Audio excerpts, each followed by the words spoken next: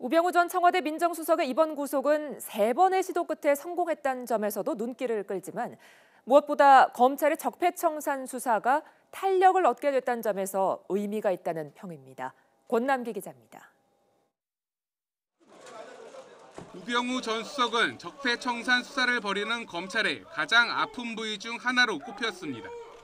지난해 11월 첫 소환 조사를 시작으로 1년 넘게 조사를 이어왔지만 앞서 2차례 구속영장이 모두 기각되며 부실 수사 논란이 일었습니다. 이딴 기각에 검찰은 영장 발부의 기준이 뭐냐며 법원을 상대로 날선 발언을 내놓기도 했지만 내심 수사팀의 사기가 꺾이는 것 아니냐는 걱정의 목소리도 있었습니다.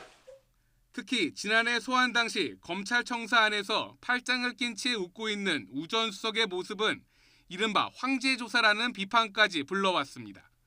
검찰 입장에선 이번 우 전 수석의 구속으로 그동안의 부정적인 시선을 덜어내는 동시에 앞으로의 적폐청산 수사를 진행할 동력까지 얻을 수 있다는 점에서 일거양득이라는 평입니다.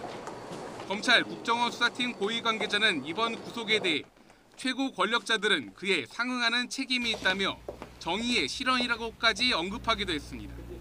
우 전 수석의 구속은 검찰 내부의 사기 진작을 넘어 앞으로의 관련 수사에도 적지 않은 영향을 끼칠 전망입니다.